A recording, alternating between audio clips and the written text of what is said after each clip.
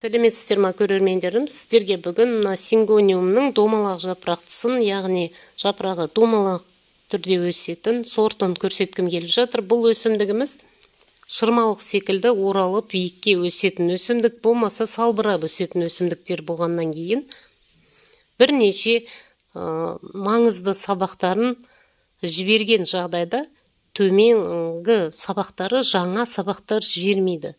Бұндай жағдайда жаңағы ескі сабақтарын вегетациясы басталған кезде кесіп алып тастағандарыңыз дұрыс болады дегім келеді. Сонда ыдысыңыз арнайы жаңа сабақтарға толығады, жаңа сабақтар өсіре бастайды, және де енді үйісіп өсе бастайды дегім келеді. Ескі сабақтарына барынша күшін жұмсайтын болғаннан кейін астынан жаңа сабақтар өсірмейді.